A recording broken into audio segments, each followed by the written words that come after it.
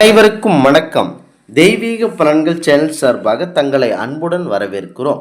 இன்று நம் காணொளியில் காண விரும்புவது நம்மளுடைய குறை தீர்க்க இறைவனிடம் எப்படி விரதம் இருக்க வேண்டும் என்பதை பற்றி இந்த காணொளியில் விரிவாக பார்க்கலாம்.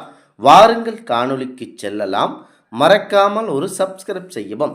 விரதம் இருப்பது எப்படி என்றால், அமாவாசை, பௌர்ணமி, சஷ்டி என்று மாதம் ஒரு நாள் விரதம் இருக்கும் பெண்களும் இருக்கிறார்கள். சனிக்கிழமை, செவ்வாய்க்கிழமை, வியாழக்கிழமை என்று வாரந்தோறும் விரதம் இருக்கும் பெண்களும் உண்டு. விரதம் இருப்பது என்பது பெண்களுக்காக ஏற்படுத்தப்பட்டதுதான். பெண்கள் விரதம் இருக்க இன்னொரு காரணம் இருக்கிறது. உண்டி சுருங்குதல் பெண்டிற்கு அழகு. அழகு மட்டுமல்ல, நல்ல ஆரோக்கியமும் கூட. குழந்தையில்லா பெண்கள் சஷ்டி விரதம் இருப்பார்கள். இதை சட்டியில் இருந்தால்தான் அகப்பையில் வரும், அதாவது கருப்பையில் வரும் என்பார்கள். தடித்து கொழுத்த பெண்களுக்கு கருமுட்டை பாதையில் அடைப்பு இருக்கக்கூடும்.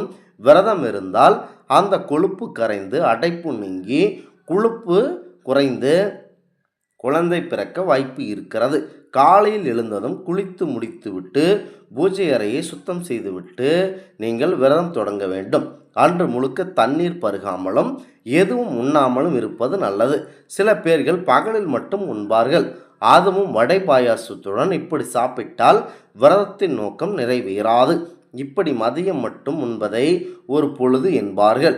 பசி தாங்க இளம் பெண்கள் இப்படி ஒரு பொழுது உண்ணலாம். இப்பொழுது சிலர் இரவிலும் ஒன்றும் சாப்பிடுவதில்லை.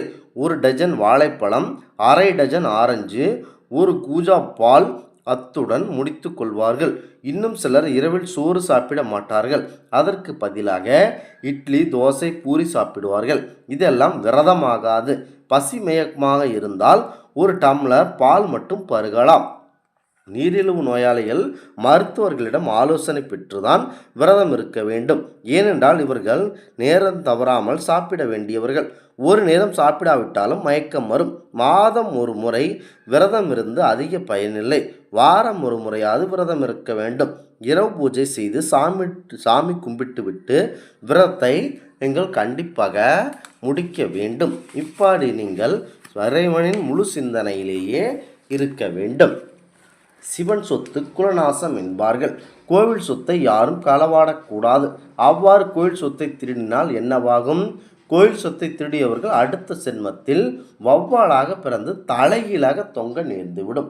அதுபோலத்தான் சிவபெருமானின் அருளை பெற நீங்கள் கண்டிப்பாக பிரதோஷம், சிவராத்திரி நாட்களில் நாங்கள் மேலே கூறியுள்ளவாறு விரதத்தை மேற்கொள்ளலாம். ஏன் வௌவால் பிறவி? வௌவாலுக்கு உணவு உண்ண மற்றும் வெளியேற்ற எண்ண 2 செயல்களுமே வாய் வழியே தான் நடைபெறுகிறது. என்ன ஒரு கொடுமை!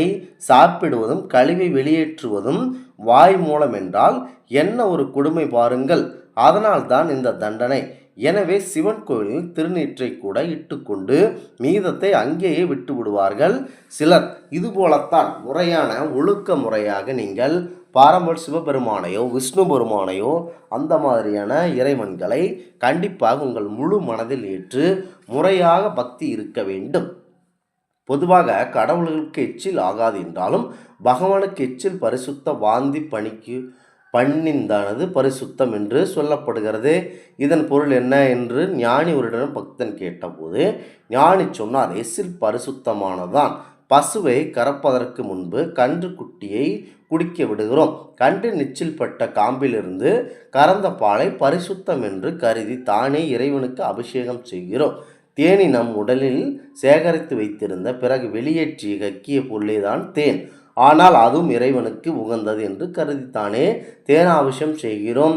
சாப்பிடும்போது விளக்கு அணைத்து விட்டால் சூரிய பகவானை தியானம் செய்து மீண்டும் விளக்கு ஏற்றிவிட்டு சாப்பிட வேண்டும்.